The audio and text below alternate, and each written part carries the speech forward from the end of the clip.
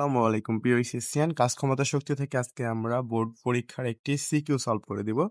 এখানে বলা আছে 10 কেজি ভরের একটি বস্তু নিয়ে 70 কেজি ভরের একজন ব্যক্তি একটি দালানের ছাদে ওঠার জন্য আনুভূমিকের সাথে 45 কোণে 30 মিটার দৈর্ঘ্যের একটি মই ব্যবহার করলেন। ব্যক্তিটির কৃত কাজ কত? দেখো, এটা কিন্তু অনেক সহজ একটা ম্যাথ। তো জাস্ট তুমি নিজেই করতে পারবা।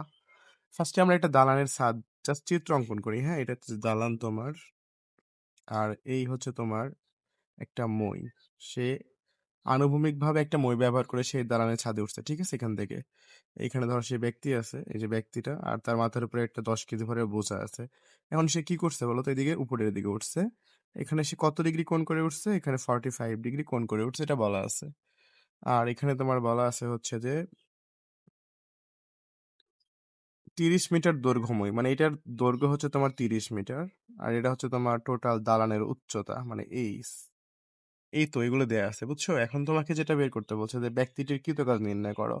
তো ব্যক্তিটি যেহেতু তোমার নিচ থেকে উপরের দিকে উঠতেছে, মানে ব্যক্তির কৃতকাজ চাইছে, তো কৃতকাজের সূত্র হবে এখানে ডাব্লিউ সমান সমান এম জি এইচ, ঠিক আছে?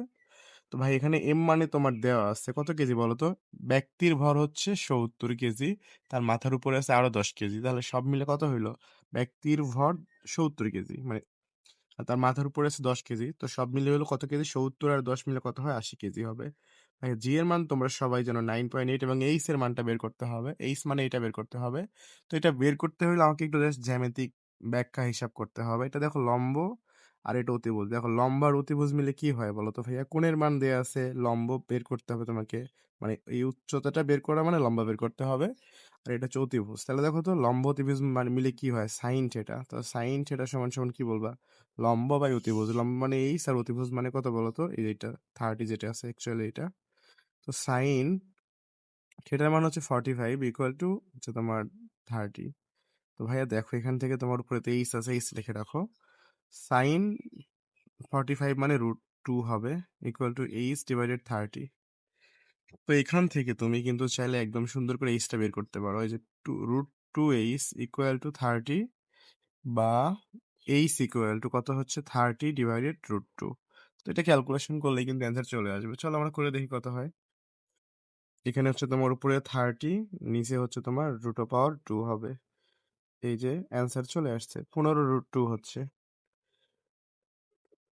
তো এটা হচ্ছে আমাদের এইচ এর মান। 15√2 মানে আমরা কি লিখতে পারি? 21.21 লিখতে পারি, বা সরাসরি এখানে তুমি 15√2 লিখতে পারো এখানে, বুঝছো ব্যাপারটা? তো এইচ এর মান হচ্ছে 15√2, যেটা বের হলো অ্যাকচুয়ালি। তো এখন আমি সব মিলে যদি গুণ করে দিই, তাহলে কিন্তু এখানে এইচ এর মানটা চলে আসবে একদম সহজভাবে।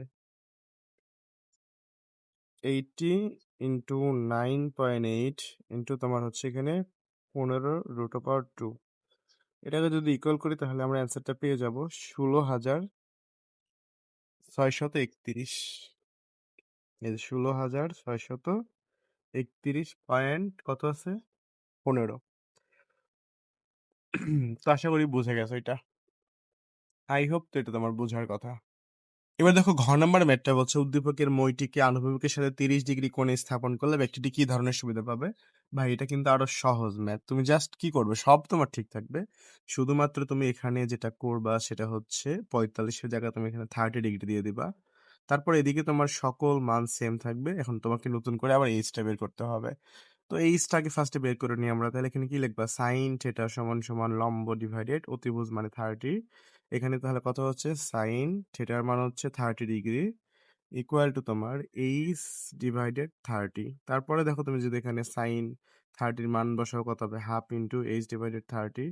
তো কাটাকাটি করে যদি তাহলে কত হবে? 2h সমান সমান 30, আর আমরা এখান থেকে চাইলে এইচ সমান কত বের করতে পারবো? 15 মিটার। তো সাইডে চাইলে তুমি এইচ এর মানটা বের করে নিতে পারো এইভাবে, ঠিক আছে? তো এখানে আমরা জাস্ট কি বলছে, মানে কি ধরনের সুবিধা পাবো? তো আমরা নতুন করে আবারও কি তো কাজ বের করবো। ডাব্লিউ সমান সমান এম জি এইচ। এম মানে তোমার 80 হবে, জি মানে 9.8 হবে, আর এইচ মানে কত হবে? 15 মিটার হবে। তো জাস্ট এটাকে আমরা গুণ করে দিলে বুঝতে পারবো আসলে কি ঘটবে। চলো গুণ করি। 80 গুণন 9.8 গুণন হচ্ছে তোমার 15 মিটার, যেটা আছে অ্যাকচুয়ালি। তাহলে 11,700, 11,000, দেখো 11,76,000।